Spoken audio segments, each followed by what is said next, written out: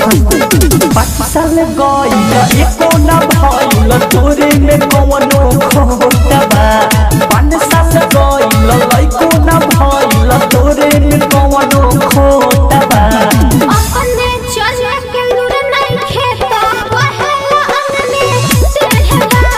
अपने करे के लूर नहीं खेता पहला अंगने तेहरा 5 साल गइल एको ना भइल तोरे में कवनो खोटबा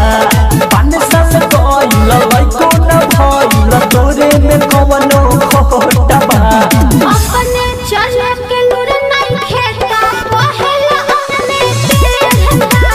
अपने करे के लूर नहीं खेता पहला अंगने तेहरा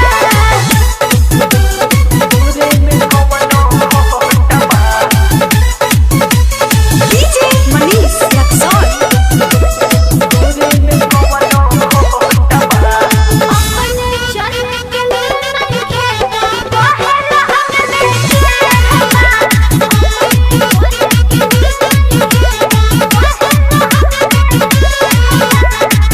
पहले पहले कहानी पाना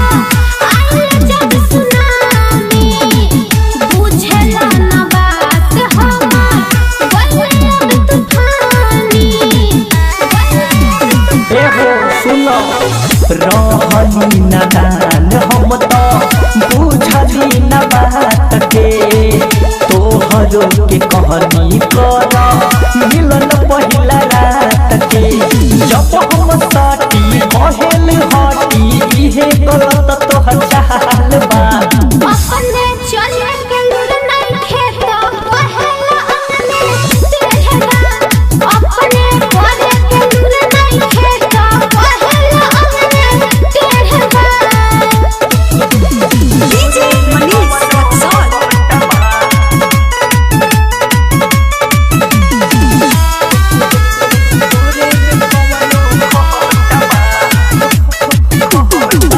रब श्रीवास्तव जैसे मिलना हकार हो राइटर सुशील हमरा पढ़ल कपार हो सुन इतने जब रहे तोहरा